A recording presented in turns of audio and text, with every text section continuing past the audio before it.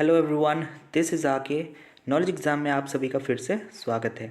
आज इस सेशन में हम फाइलम प्रोटोजोआ के इम्पॉर्टेंट क्वेश्चंस को सॉल्व करेंगे। क्विज़ की फॉर्मेट में ये पूरा सेशन रहेगा, तो आपको कुछ नहीं करना है, बस सिंपली मुझसे पहले आंसर देने की कोशिश करनी है। That's it. तो चलिए इस सेशन को शुरू करते हैं। पहला क्वेश्चन है हमारा कि the cell anus in some protozoans is known as. तो सेल एनस के बारे में मैंने अपने प्रोटोजोआ वाले वीडियो में भी बताया था। तो उसका नाम को हम क्या कहते हैं, कुछ प्रोटोजोअन्स में होते हैं और वही कुछ प्रोटोजोअन कौन सा है, तो मैंने बताया था ये है पैरामीशियम में जनरली होता है। तो सेल एनस किसके लिए डिफाइन होता है, तो इसका सही आंसर होगा साइटोफाइजी। ठीक है। इसी तरह से सेल के माउथ के रूप में कौन फंक्शन करेगा, उसका नाम होगा साइटोसोम। चलिए फिर नेक्स्ट क्वेश्चन देखते हैं। नेक्स्ट है in which of the following the nuclear dimorphism is seen. इसको भी हमने पढ़ा था अपने सेशन में, तो इसका सही आंसर क्या होगा, न्यूक्लियर डायमॉर्फिज्म, यानी एक ही सेल के अंदर दो टाइप के न्यूक्लियस पाए जाते हों। तो इसका सही आंसर है option number D, that is paramecium. तो पैरामीशियम में क्या होता है, न्यूक्लियर डायमॉर्फिज्म हम लोग देखते हैं। नेक्स्ट क्वेश्चन देखते हैं। The vector for causing sleeping sickness in man is. बहुत बार क्वेश्चन आया और दो ही ऑप्शन में हम लोग कन्फ्यूज होंगे, दैट इज सैंड फ्लाई या फिर सेसे फ्लाई। तो देखो स्लीपिंग सिकनेस हम लोग को क्या करना है, सिकनेस क्या है, स्लीपिंग वाली, एस से शुरू होता है, तो एस से ही शुरू होता है, तो इसको हम लोग रिलेट कर लेंगे से फ्लाई से। और उसी तरह से फ्लाई अगर हमको याद हो गया तो ईजिली हम लोग सैंड फ्लाई को भी देख लेंगे। सैंड फ्लाई किससे रिलेट हो जाएगा, हमारा काला अजार से। ठीक है, दैट इज लिश्मानिया। और स्लीपिंग सिकनेस किससे होता है, ट्रिपैनोसोमा। आगे चल के भी ये क्वेश्चन आएंगे और बहुत बार एग्जाम में ये क्वेश्चन हर बार रिपीट होते हैं और बच्चा सिर्फ दो ऑप्शन में कंफ्यूज होता है, that is sand fly and सेसे फ्लाई। तो आज इस कन्फ्यूजन को दूर रखना है। स्लीपिंग सिकनेस किससे कॉज होता है, से फ्लाई से। ठीक है, एस से स्लीपिंग सिकनेस, एस से फ्लाई, टी को साइलेंट कर देना है। ठीक है, चलो नेक्स्ट देखते हैं। नेक्स्ट है which of the following protozoans locomotory organs are absent. तो किस प्रोटोजोअन में जो ऑप्शन दिए गए हैं नीचे उनमें लोकोमोटरी ऑर्गन्स नहीं पाए जाते हैं। यहाँ पे ऑर्गन लिखना सही नहीं रहेगा, लोकोमोटरी स्ट्रक्चर्स ज़्यादा सही रहेगा।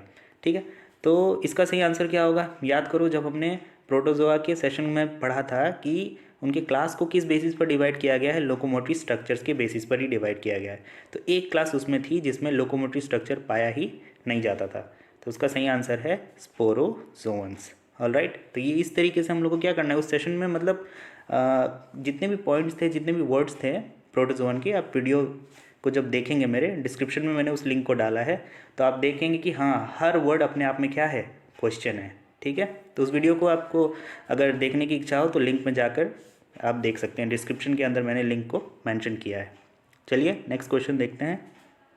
नेक्स्ट है हमारा which of the following protozoans is considered as connecting link between plants and animals. बहुत ही सिंपल क्वेश्चन है, प्लांट और एनिमल के बीच में कनेक्टिंग लिंक कौन है, तो इसका सही आंसर होगा option number D, that is Euglena. Euglena क्या है, हमारा मिक्सोट्रॉपिक है, यानी इसमें दो टाइप ऑफ न्यूट्रिशन हम लोग देखते हैं, that is autotrophic as well as heterotrophic. इसी वजह से क्या है, ये एक कनेक्टिंग लिंक है between plants and animals. Next देखते हैं स्लीपर एनिमल क्यूल इज, इनमें से कौन स्लीपर एनिमल क्यूल कहा जाएगा। ठीक है, तो काफ़ी सिंपल है इसका आंसर है option number B, that is paramecium. Paramecium को ही हम लोग क्या कहते हैं, slipper animalcule. Next question है मिक्सोट्रॉपिक न्यूट्रिशन अकर्स इन, तो अभी मैंने बताया कौन है, यूग्लिना। ठीक है, चलो नेक्स्ट क्वेश्चन देखते हैं हम। विच of the following has both flagella and pseudopodia. थोड़ा सा हट के सवाल है और मतलब थोड़ा सा नॉलेज टेस्ट होगा, फैक्चुअल वाला। तो इसका सही आंसर क्या होगा, चार ऑप्शन में से प्रोटेरोस्पोंजिया, ट्रिपैनोसोमा, नॉक्टिकुला या मैस्टिक अमीबा। तो कौन से प्रोटोजोअन में फ्लैजिला एंड सूडोपोडिया दोनों पाया जाता है, तो इसका सही आंसर होगा option number D, that is mastic amoeba. ठीक है, ये चीज़ को याद करना है, अच्छे से ध्यान में रखना है। नेक्स्ट है question number 9, that is kala azar disease in man is caused by. इसको मैंने पहले ही बता दिया था पिछले क्वेश्चन में ही, तो इसका सही आंसर होगा लिश्मानिया डोनोवनी। ऑलराइट, चलो फिर नेक्स्ट देखते हैं। नेक्स्ट है हमारा वेजिनाइटिस और leucorrhoea a disease in female is caused by. तो वेजिनाइटिस जो एक डिजीज़ है फीमेल में जनरली होता है, तो ये कौन कॉज करता है, कौन सा प्रोटोजोन इसे कॉज करता है, तो इसका सही आंसर होगा option number C, that is trichomonas. इसका पूरा नाम है ट्राइकोमोनास वेजिनालिस। तो देखो वेजिनालिस अगर होता तो हम इजीली कैच कर लेते वो वेजिनाइटिस है, ठीक है। लेकिन एग्ज़ाम में क्या करता है, यही करता है, आप ये ट्रिक बना के जाएंगे, वेजिनालिस याद करके वेजिनाइटिस आएगा तो मार देंगे और सामने क्या आ जाएगा, ट्राइकोमोनास। ठीक है, तो सही आंसर इसका ट्राइकोमोनास वेजिनाइटिस से हमें रिलेट करना है। नेक्स्ट क्वेश्चन है हमारा, बेल एनिमलक्यूल और पेडिसिलेट प्रोटोजोअन इज, तो ये किसका कॉमन नेम है एक हिसाब से, bell animalcule, that is option number C, that is vorticella. तो वॉर्टिसेला को हमें ध्यान रखना है, ये कैसा प्रोटोजोअन है, इसका नाम है, अलग नेम है, दैट इज बेल एनिमलक्यूल या फिर पेडिसिलेट प्रोटोजोअन। चलिए फिर नेक्स्ट क्वेश्चन देखते हैं। नेक्स्ट है हमारा, which group of animals belong to class sporozoans, तो स्पोरोजोन्स के अंदर कौन कौन से ऑर्गेनिज्म्स है, इसी तरीके का क्वेश्चन जनरली हिट आता है। देखो अब हम लोग को क्या होगा, प्लाज्मोडियम हम सभी को पता है, क्या प्लाज्मोडियम एक स्पोरोजोन है, ठीक है, प्लाज्मोडियम एक स्पोरोजोन है, लेकिन दूसरा ऑप्शन भी हम लोग को पता होना चाहिए जो इसके साथ अटैच्ड है, तभी हम लोग इस क्वेश्चन को सॉल्व कर पाएंगे। यूग्लिना तो इमीडिएटली हट गया है कि नहीं, तो यूग्लिना तो हट गया और साथ ही साथ एंड अमीबा भी हट गया, हम लोग कन्फ्यूजन है खाली प्लाज्मोडियम में। तो प्लाज्मोडियम स्पोरोजोन में आता है, साथ ही साथ उसमें आता है monocystis, that is option number C. ठीक है, वॉर्टिसेला नहीं आता इसमें, किसमें, क्लास स्पोरोजोन में। तो इसी तरीके से हम लोग को हर क्लास का हर एग्जाम्पल एक बार तो ज़रूर पता होना चाहिए, इंपॉर्टेंट वाले तो याद ही होने चाहिए, साथ ही साथ जो छोटे मोटे एग्जाम्पल से छुटपुट उनको एक बार एक नज़र से ज़रूर एक बार देखना चाहिए। ठीक है, तो एग्ज़ाम हॉल में भी ऐसी कन्फ्यूजन होता है, एक तो पता होता है और दूसरा नहीं होता है, इस वजह से हम लोग क्या करते हैं, तुक्का मारते हैं, और तुक्का क्या होता है, जनरली गलत हो जाता है। ठीक है, चलो फिर नेक्स्ट क्वेश्चन देखते हैं। नेक्स्ट है, which of the following pair is correctly matched, अब देखना है हमें मैच करवाना है कौन सा सही है। ठीक है, एंट एमीबा से मलेरिया नहीं होता है, एंट एमीबा से तो एमीबिक डिसेंट्री होती है। ठीक है, फिर है गियार्डिया से स्लीपिंग सिकनेस, ये भी गलत है। देन वी हैव लिश्मानिया से हमें क्या हो रहा है, काला आजार, तो यही आंसर सही है, पहले भी हमने इस क्वेश्चन को डील किया था। और प्लाज्मोडियम से क्या होगा, मलेरिया होगा, ना कि डिसेंट्री। चलो फिर नेक्स्ट क्वेश्चन देखते हैं। नेक्स्ट है हमारा, trypanosoma gambiense is found as a parasite in human body in, तो ट्रिपैनोसोमा गैम्बियंसे जो है हमारे बॉडी के अंदर कहाँ पे मिलता है, पैरासाइट की फॉर्म में। ठीक है, जब हमारे अंदर घुस जाता है तो कहाँ पे वो रिसाइड करता है। तो चार ऑप्शन है, blood, cerebro spinal fluid, bone marrow, या फिर D blood and cerebro spinal fluid. तो इसका सही आंसर होगा option number D, that is blood and cerebro spinal fluid. ठीक है, तो हमें याद रखना है ट्रिपैनोसोमा गैम्बियंसे कहाँ पे, पैरासाइट के फॉर्म में हमारे अंदर, that is blood and cerebro spinal fluid. Next question देखते हैं। नेक्स्ट है, one of the following is polymorphic. ठीक है, यानी दो से ज़्यादा लाइफ के फॉर्म्स को एग्जिबिट करेगा अगर कोई ऑर्गेनिज्म, तो उसे हम कहेंगे पॉलीमॉर्फिक। अगर दो लाइफ फॉर्म को एग्जिबिट करता है तो उसे हम कहते हैं डाईमॉर्फिक। ठीक है, तो ये किससे रिलेटेड होगा, ट्रिपैनोसोमा, लिश्मानिया, पैरामीशियम या एंट एमीबा। तो इसका सही आंसर होगा पॉलीमॉर्फिक, हमारा ट्रिपैनोसोमा होता है। ठीक है, नेक्स्ट क्वेश्चन देखते हैं।